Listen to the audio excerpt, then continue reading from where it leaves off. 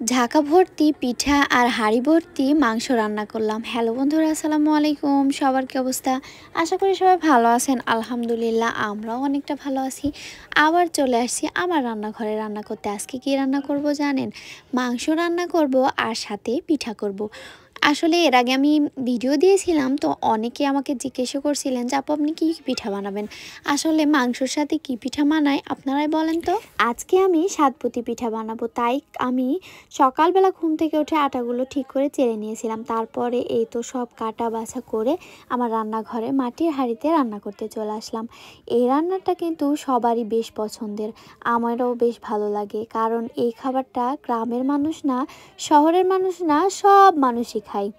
তো আজকে আমি মাটির হাঁড়িতে গরুর মাংস রান্না করছি। অবশ্য বাড়িতে একটা মেহমানও আছে।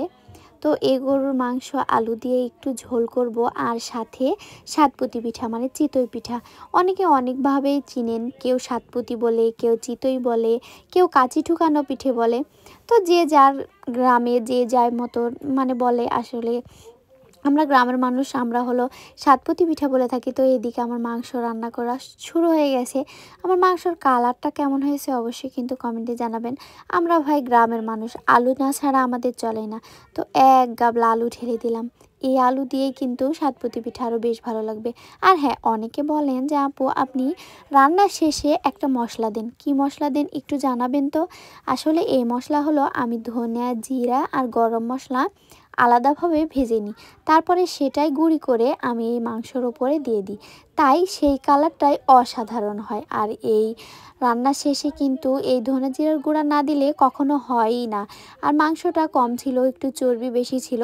আর অল্প একটু মাংস হতে আমি একটু আলু বেশি করে দিয়েছি, যেহেতু আমরা অনেকগুলো মানুষ। তার জন্য আপনাদের ভাইয়ার কিন্তু বেশ পছন্দের খাবার হলো এই পিঠা আর গরুর মাংস। তারপরে এদিকে আমি আটাগুলো তুলে নিচ্ছি। আর এই আটাগুলো সুন্দর করে হাতে ভালো করে মাখিয়ে না করলে কিন্তু পিঠা হবে না। অনেক সময় আছে মানে আটা সানার ভেতরেও কিন্তু পিঠা হয়। আবার অনেক সময় আছে যে আটা আপনি না সানতে পারলে কিন্তু পিঠা হবে না। তো এইদিকে আমি এই তো আমার চুলাতে আমি এই তাওয়াটা বসিয়ে দিলাম। তো এই পিঠা করার থালাটা, তো তারপরে আমি একটু তেল দিয়ে দিলাম, কারণ তলে পুড়ে যাবে তার জন্য। তারপরে আমার আটা সানা শেষ, এবার আমি দিয়ে দিব। বিসমিল্লাহ বলে দিয়ে দিয়েছি, জানি না কেমন হবে। আসলে পিঠাগুলো অত ভালো হয়ে ফুলেনি, কারণ এগুলো ছিল শুকনা চাল। যদি ভেজানো চাল হতো তাহলে কিন্তু সুন্দর হয়ে ফুলতো, কিন্তু খেতে কিন্তু মাশাআল্লাহ অনেক বেশি ভালো লেগেছে। আপনারা কিন্তু জানাবেন যে আমার রান্নাগুলো কেমন হয়। অনেকে বলেন যে আপু আপনি অনেক গুছিয়ে রান্না করেন, কোথা থেকে শিখলেন এত অল্প বয়সে।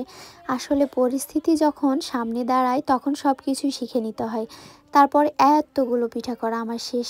এইদিকে এক ঝাঁকা পিঠা আর এক হাঁড়ি মাংস, অনেক বেশি ভালো লাগবে। তো আজকের ভিডিওটি এ পর্যন্তই। সবাই ভালো থাকবেন। আল্লাহ হাফেজ।